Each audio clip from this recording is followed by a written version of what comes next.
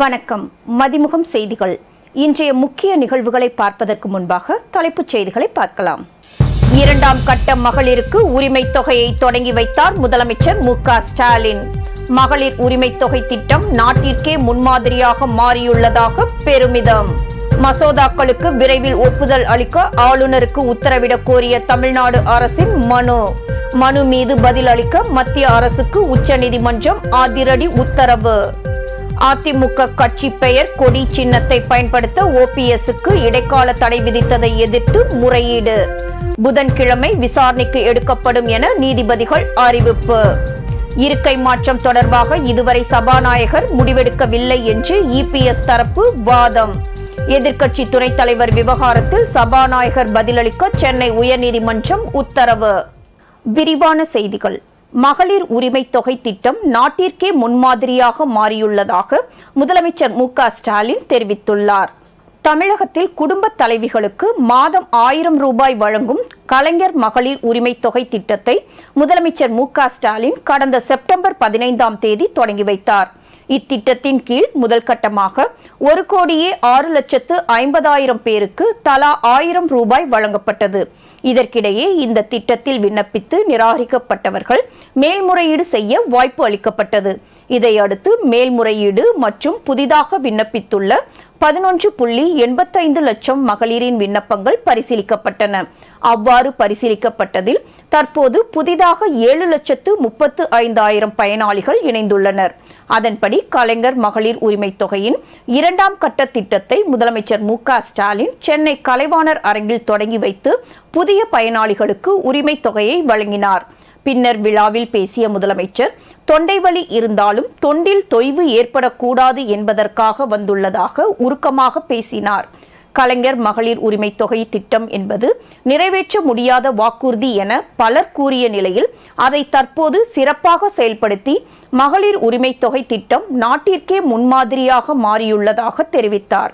உரிமை தொகை தகுதி உள்ள அனைத்து மகளிருக்கும் சென்றடைய வேண்டும் என்பதில் அரசு தெளிவாக இருப்பதாக தெரிவித்த அவர், தகுதியான அனைவருக்கும் உரிமை தொகை வழங்கப்பட்டு வருவதாக தெரிவித்தார். மசோதாக்களை ஆளுநர் நிராகரிக்க முடியாது என கூறி ஆளுநர் ஆர்.என். ரவிக்கு எதிராக தமிழ்நாடு அரசு தொடர்ந்த வழக்கில் ஒன்றிய அரசுக்கு உச்சநீதிமன்றம் நோட்டீஸ் அனுப்பியுள்ளது. தமிழ்நாடு, பஞ்சாப், கேரளா, தெலங்கானா ஆகிய மாநிலங்களில் ஆளுநர்கள் ஆளும் அரசுக்கும் இடையே கடும் மோதல் போக்கு நீடித்து வருகிறது. மாநில சட்டமன்றத்தில் நிறைவேற்றி அனுப்பப்படும் மசோதாக்களுக்கு ஆளுநர் ஒப்புதல் அளிக்காமல் அதை கிடப்பில் போடுவதாக மாநில அரசுகள் தொடர்ந்து குற்றம் சாட்டி வருகின்றன. இந்நிலையில் ஆளுநரின் இத்தகைய செயல்பாடுகளுக்கு எதிராக தமிழ்நாடு, பஞ்சாப் உள்ளிட்ட மாநில அரசுகள் உச்சநீதிமன்றத்தில் வழக்கும் தொடர்ந்துள்ளன. இந்த நிலையில் இன்று உச்சநீதிமன்ற தலைமை நீதிபதி அமர்வு முன்பு இந்த வழக்குகள் விசாரணைக்கு வந்தன. அப்போது பஞ்சாப் மாநில ஆளுநருக்கும் கடும் கண்டனம் தெரிவித்த தலைமை நீதிபதி, மாநில அரசால் சட்டப்பேரவையில் நிறைவேற்றப்பட்ட மசோதாக்களை ஆளுநர் எவ்வாறு கிடப்பில் போட முடியும் என கேள்வி எழுப்பினார். தேர்ந்தெடுக்கப்பட்ட அரசின் செயல்பாடுகளை ஆளுநர் எவ்வாறு முடக்க முடியும் என்றும் ஆளுநருக்கு இதுபோன்ற அதிகாரங்களை யார் கொடுத்தது எனவும் கேட்டனர். இதற்கிடையே ஆர்.என். ரவிக்கு எதிராக உச்சநீதிமன்றத்தில் தமிழ்நாடு அரசு தாக்கல் செய்த மனு விசாரணைக்கு வந்தது. அப்போது 2021ஆம் ஆண்டில் இருந்து மசோதாக்கள் நிலுவையில் உள்ளதாக தமிழ்நாடு அரசு சார்பில் வாதிடப்பட்டது.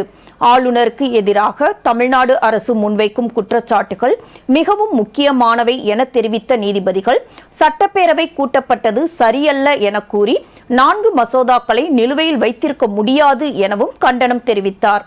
தொடர்ந்து வழக்கு தொடர்பாக ஒன்றிய அரசுக்கும் ஆளுநர் ஆர்.என். ரவிக்கும் நோட்டீஸ் பிறப்பித்த உச்சநீதிமன்றம் வழக்கு விசாரணையை ஒத்திவைத்து உத்தரவிட்டது.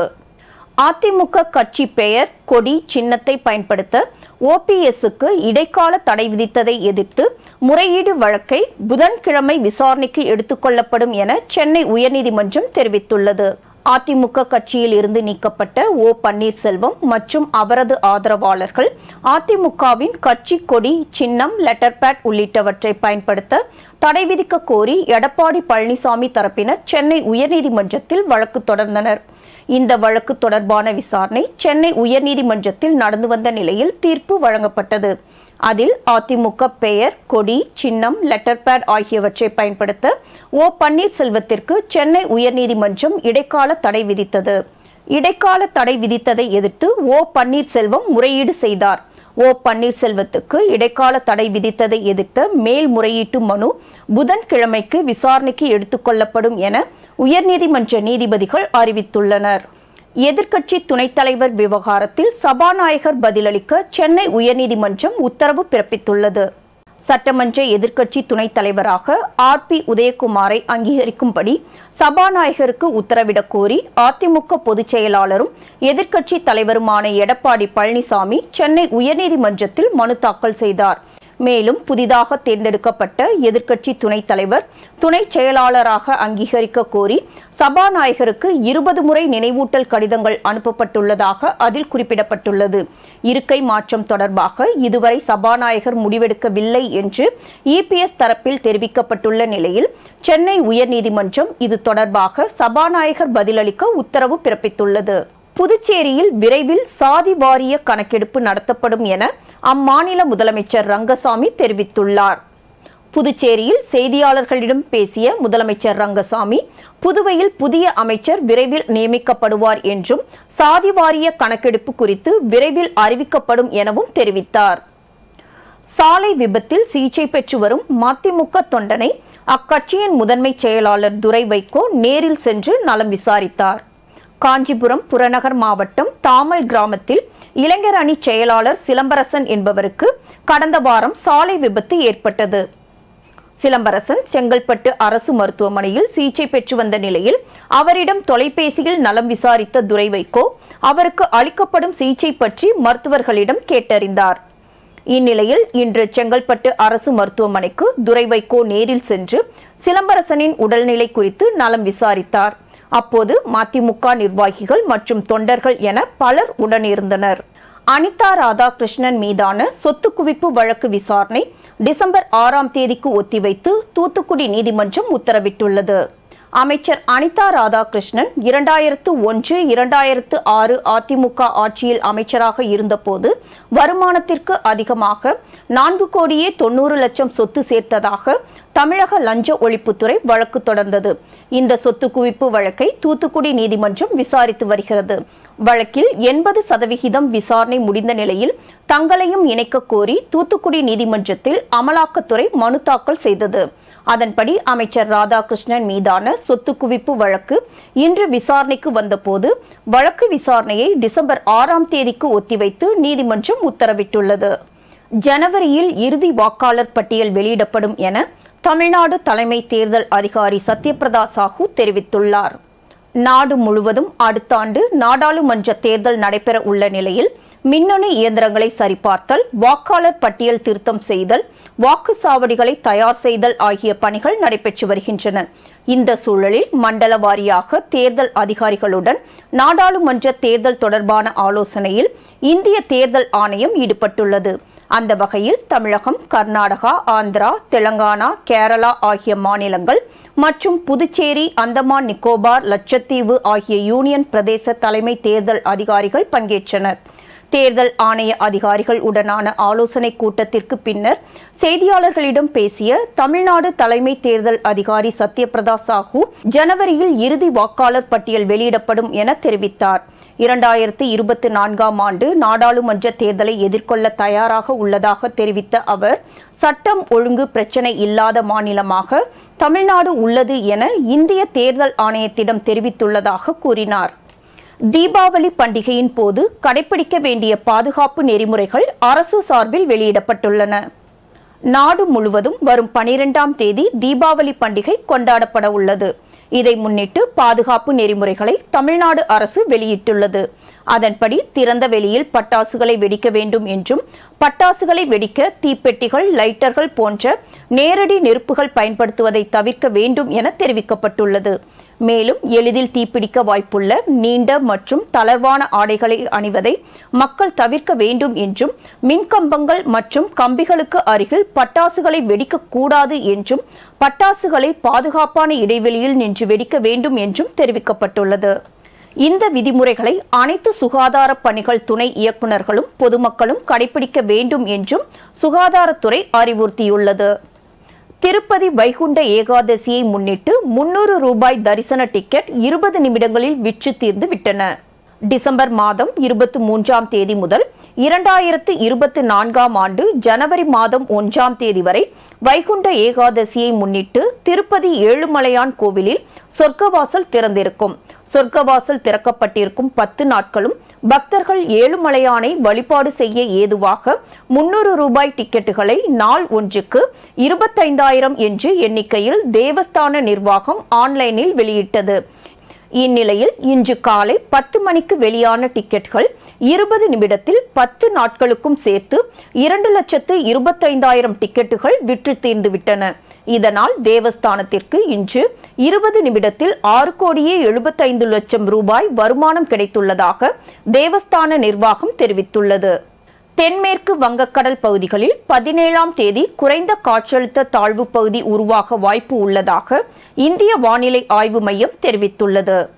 தமிழகத்தில் வடகிழக்கு பருவமழை மற்றும் தென்கிழக்கு அரபிக்கடல் பகுதிகளில் நிலவும் வளிமண்டல கீழடுக்கு சுழற்சியின் காரணமாக தமிழகத்தில் பல்வேறு மாவட்டங்களில் கனமழை பெய்யக்கூடும் என சென்னை வானிலை ஆய்வு மையம் அறிவித்திருந்தது. அதன்படி டெல்டா மாவட்டங்களில் நேற்று நள்ளிரவு முதல் அதிகாலை வரை பல்வேறு இடங்களில் கனமழை கொட்டி தீர்த்தது. பல மாவட்டங்களில் கடந்த 3 நாட்களாக கனமழை பெய்து வருவதால் பள்ளிகளுக்கு விடுமுறை அறிவிக்கப்பட்டது.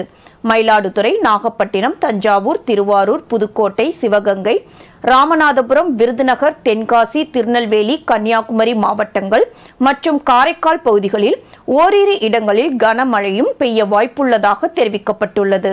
இந்த நிலையில் தென்மேற்கு வங்கக்கடல் பகுதிகளில் வரும் 17ஆம் தேதி குறைந்த காற்றழுத்த தாழ்வு பகுதி உருவாக வாய்ப்பு உள்ளதாக இந்திய வானிலை ஆய்வு மையம் தெரிவித்துள்ளது. அதனைத் தொடர்ந்து தென்மேற்கு வங்கக்கடல் மற்றும் அதனை ஒட்டிய மத்திய மேற்கு வங்கக்கடல் பகுதிகளில் காற்றழுத்த தாழ்வு மண்டலமாக வலுப்பெறும் என்றும் இந்திய வானிலை ஆய்வு மையம் குறிப்பிட்டுள்ளது. சென்னையை பொறுத்தவரை அடுத்த 24 மணி நேரத்திற்கு வானம் ஓரளவு மேகமூட்டத்துடன் காணப்படும் என்றும் நகரின் ஒரு சில பகுதிகளில் இடி மின்னலுடன் கூடிய லேசானது முதல் மிதமான மழை பெய்யக்கூடும் எனவும் தெரிவிக்கப்பட்டுள்ளது. தமிழகத்தில் வரும் 13 மற்றும் 25 ஆகிய தேதிகளில் நியாய விலை கடைகள் செயல்படாது என அறிவிக்கப்பட்டுள்ளது. தீபாவளி பண்டிகையை முன்னிட்டு நவம்பர் 5ஆம் தேதி ஞாயிற்றுக்கிழமை ரேஷன் கடைகள் இயங்கியது. இந்நிலையில் விடுமுறையின்றி நியாய விலை கடை பணியாளர்கள் பணிபுரிந்து வருவதால் மாற்று நடவடிக்கையாக அவர்களுக்கு 2 நாட்கள் விடுமுறை அளிக்கப்பட்டன. அதன்படி நவம்பர் 3 மற்றும் 10ஆம் தேதி வேலை நாட்களாக அறிவிக்கப்பட்டதை ஈடு செய்யும் விதமாக 13 மற்றும் 25 ஆகிய நாட்கள் விடுமுறை நாட்களாக அறிவிக்கப்பட்டுள்ளன. சித்திரை ஆட்ட திருநாளை ஒட்டி சபரிமலை நடை திறக்கப்பட்டது. மறைந்த திருவிதாங்கூர் மன்னர் சித்திரை திருநாள் பலராமவர்மா சபரிமலை கோயிலுக்கு பல்வேறு பணிகளை செய்துள்ள நிலையில் மண்டல பூஜை நாளில் ஐயப்பனுக்கு அணிவிக்கும் 426 பவுன் தங்க அங்கியையும் காணிக்கையாக அளித்துள்ளார். இதன் காரணமாக ஆண்டுதோறும் இவரின் பிறந்த நாளான ஐப்பசி மாதம் சித்திரை நட்சத்திர தினத்தன்று ஐயப்பனுக்கு செய்யப்படும் விசேஷ பூஜை சித்திரை ஆட்ட திருநாள் பூஜை செய்யப்பட்டு வருகிறது. இந்நிலையில் சித்திரை ஆட்ட திருநாளை ஒட்டி சபரிமலை நடை திறக்கப்பட்டு சிறப்பு பூஜைகள் நடத்தப்பட்டது. சென்னையில் வரும் 13ஆம் தேதி முதல் 15ஆம் தேதி வரை மாலை மற்றும் இரவு நேரங்களில் 60 மாநகர சிறப்பு பேருந்துகள் இயக்க சென்னை மாநகர போக்குவரத்து துறை உத்தரவிட்டுள்ளது. தீபாவளி முடிந்து பல்வேறு பகுதிகளில் இருந்து சென்னை திரும்பும் பயணிகளின் வசதிக்காக இந்த ஏற்பாடு செய்யப்பட்டுள்ளது. சிறப்பு பேருந்துகளில் சொகுசு பேருந்து கட்டணம் வசூலிக்க போக்குவரத்து துறை உத்தரவிட்டுள்ளது. மேலும் உரிய வழித்தட பெயர் பலகையை சரிவர பொருத்தியும் பயணச்சீட்டுகள் 100% அதிகப்படுத்தியும் இயக்க போக்குவரத்து துறை அறிவுறுத்தி உள்ளது. பல்வேறு மாவட்டங்களில் நடைபெற்ற தகவல்களை களத்தில் மதிமுகம் பகுதியில் பார்க்கலாம்.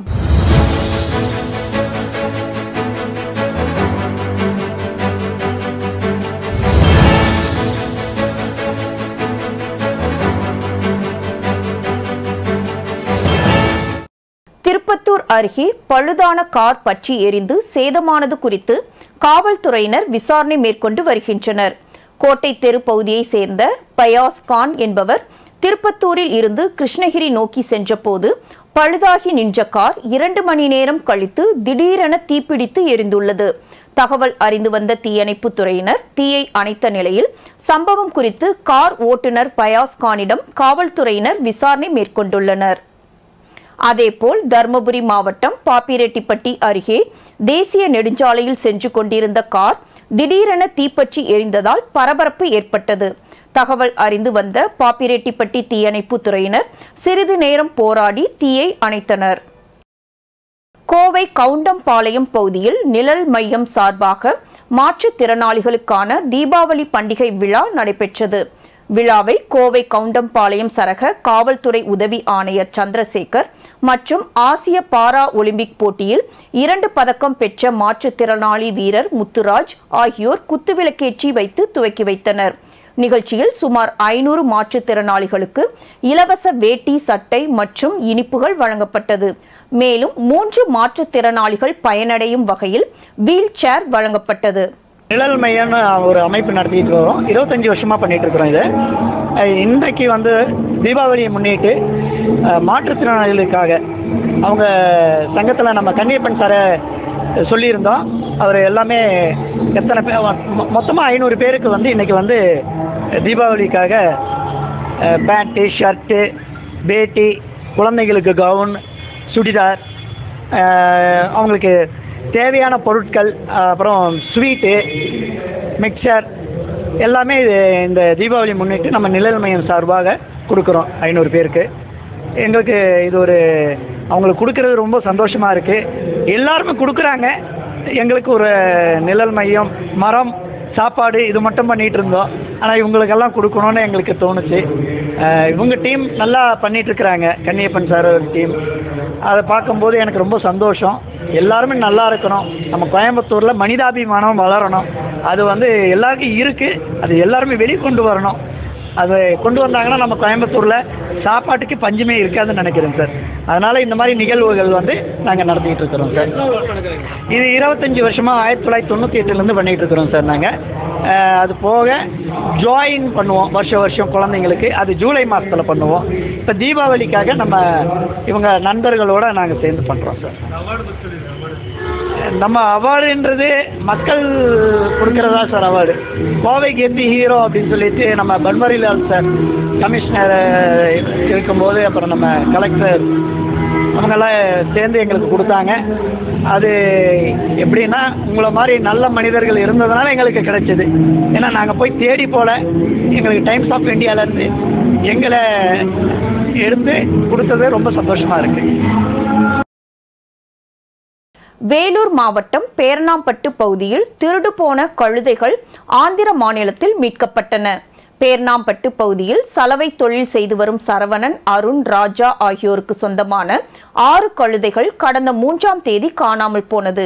காணாமல் போன கழுதைகள் சுற்றுவட்டார பகுதிகளில் கிடைக்காத நிலையில் சந்தேகத்தின் பேரில் இதுபோன்ற செயலில் ஈடுபடும் கும்பலை தேடி ஆந்திர மாநிலம் சிராலாவுக்கு சென்று பார்த்தபோது கழுதைகள் இருப்பது தெரியவந்தது.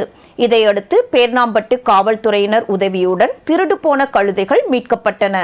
திருப்பத்தூர் மாவட்டம் வாணியம்பாடி நீதிமன்ற வளாகத்தில் கருத்து வேறுபாடு காரணமாக கணவன் மனைவியை தாக்கிய சம்பவம் பெரும் பரபரப்பை ஏற்படுத்தியுள்ளது.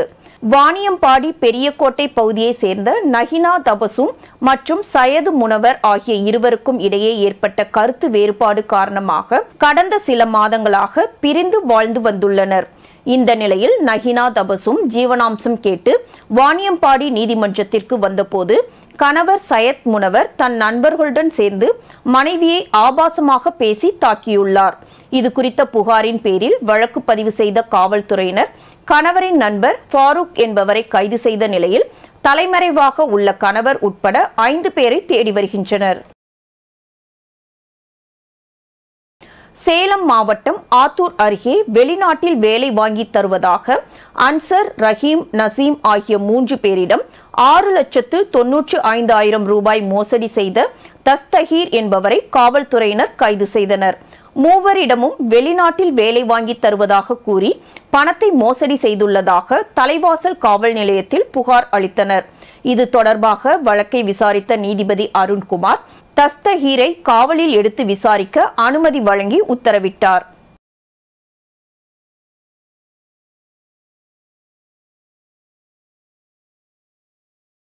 திருப்பத்தூர் மாவட்டத்தில் தகுதி உள்ள மகளிருக்கு உரிமை தொகை திட்டம் வழங்கும் விழா மாவட்ட ஆட்சியர் பாஸ்கர பாண்டியன் தலைமையில் நடைபெற்றது.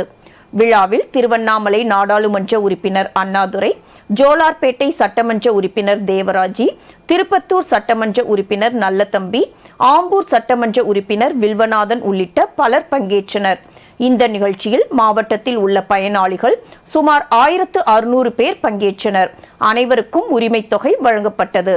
அதேபோல் வேலூர் மாவட்டம் குடியாத்தத்தில் இன்று நடைபெற்ற நிகழ்ச்சியில் மாவட்ட ஆட்சித்தலைவர் குமாரவேல் பாண்டியன் 2500 பேருக்கு உரிமை தொகையினை வழங்கினார்.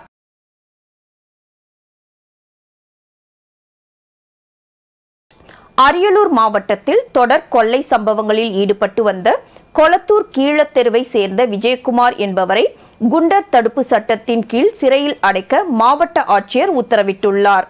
அரியலூர் மற்றும் தஞ்சாவூர் மாவட்டங்களில் பல்வேறு வழிப்பறி திருட்டு வழக்குகள் உள்ள நிலையில் அரியலூர் மாவட்ட ஆட்சியர் ஆனிமேரி ஸ்வர்ணா குண்டர் தடுப்பு சட்டத்தின் கீழ் தடுப்பு காவலில் அடைக்க ஆணையிட்டுள்ளார். மதுக்கரை தர்மலிங்கேஸ்வரர் திருக்கோவில் கணக்கு வழக்குகளை அரசு நிர்வகிக்க வேண்டும் என கோவில் அறங்காவலர் கண்ணன் கேட்டுக்கொண்டுள்ளார். கோவை பாப்பநாயக்கன் பாளையத்தில் செய்தியாளர்களை சந்தித்து பேசிய அவர் இவ்வாறு தெரிவித்தார். கூட்டுறவு பொதுத்துறை சர்க்கரை ஆலை தொழிலாளர்களுக்கு 10% போனஸ் வழங்க முதலமைச்சர் மு.க.ஸ்டாலின் உத்தரவிட்டுள்ளார். இது தொடர்பாக வேளாண்மை உழவர் நலத்துறை வெளியிட்டுள்ள செய்திக்குறிப்பில் தமிழகத்தில் உள்ள 16 கூட்டுறவு மற்றும் 2 பொதுத்துறை சர்க்கரை ஆலைகளில் பணிபுரியும் 6103 தொழிலாளர்கள் மற்றும் பணியாளர்களுக்கு இந்த ஆண்டுக்கான மிகை ஊதியம் மற்றும் கருணை தொகை வழங்க உத்தரவிட்டுள்ளதாக தெரிவிக்கப்பட்டுள்ளது. இன்றைய தங்கம் வெள்ளி விலை வழங்குவோர் அட்டிகா கோல்ட் கம்பெனி. சென்னையில் 22 கேரட் ஆபரண தங்கத்தின் விலை கிராமுக்கு 30 ரூபாய் அதிகரித்து 5645 ரூபாய்க்கு விற்பனை செய்யப்படுகிறது. ஒரு சவரன் ஆபரண தங்கத்தின் விலை 240 ரூபாய் அதிகரித்து 45,160 ரூபாய்க்கு விற்பனை செய்யப்படுகிறது. அதேபோல் வெள்ளி விலை கிராமுக்கு 80 காசுகள் அதிகரித்து 77 ரூபாய்க்கும் விற்பனை செய்யப்படுகிறது. சிக்கன் குனியா வைரஸிற்கான உலகின் முதல் தடுப்பூசிக்கு அமெரிக்க சுகாதாரத்துறை ஒப்புதல் அளித்துள்ளது. கடந்த 15 ஆண்டுகளில் 5 மில்லியனுக்கும் அதிகமான மக்கள் சிக்கன் குனியா வைரஸ் தொற்றுகள் மூலம் பாதிக்கப்பட்டுள்ள நிலையில் உலகின் முதல் தடுப்பூசிக்கு அமெரிக்க சுகாதாரத்துறை ஒப்புதல் அளித்துள்ளது. ஐரோப்பாவின் வால்னேவாவால் உருவாக்கப்பட்ட இந்த தடுப்பூசி சிக்கன் குனியா வைரஸ் தாக்கப்பட்ட 18 வயது மற்றும் அதற்கு மேற்பட்டவர்களுக்கு வழங்கப்படும் என தெரிவிக்கப்பட்டுள்ளது. மீண்டும் தலைப்புச் செய்திகள். 2ஆம் கட்ட மகளிருக்கு உரிமை தொகையை தொடங்கி வைத்தார் முதலமைச்சர் மு.க.ஸ்டாலின். மகளிர் உரிமை தொகை திட்டம் நாட்டிற்கே முன்மாதிரியாக மாறியுள்ளதாக பெருமிதம். மசோதாக்களுக்கு விரைவில் ஒப்புதல் அளிக்க ஆளுநருக்கு உத்தரவிடக் கோரிய தமிழ்நாடு அரசின் மனு மீது பதில் அளிக்க மத்திய அரசுக்கு உச்சநீதிமன்றம் அதிரடி உத்தரவு. அதிமுக கட்சி பெயர் கொடி சின்னத்தை பயன்படுத்த ஓபிஎஸ்க்கு இடைக்கால தடை விதித்ததை எதிர்த்து முறையீடு. புதன்கிழமை விசாரணைக்கு எடுக்கப்படும் என நீதிபதிகள் அறிவிப்பு. இருக்கை மாற்றம் தொடர்பாக இதுவரை சபாநாயகர் முடிவெடுக்கவில்லை என்று இபிஎஸ் தரப்பு வாதம். எதிர்க்கட்சி துணைத் தலைவர் விவகாரத்தில் சபாநாயகர் பதிலளிக்க சென்னை உயர்நீதிமன்றம் உத்தரவு. இத்துடன் செய்திகள் நிறைவடைந்தன. மீண்டும் செய்திகள் காலை 8 மணிக்கு. மேலும் செய்திகளை தெரிந்து கொள்ள மதிமுகம் பிரைம் யூடியூப் தளத்தில் இணைந்திருங்கள்.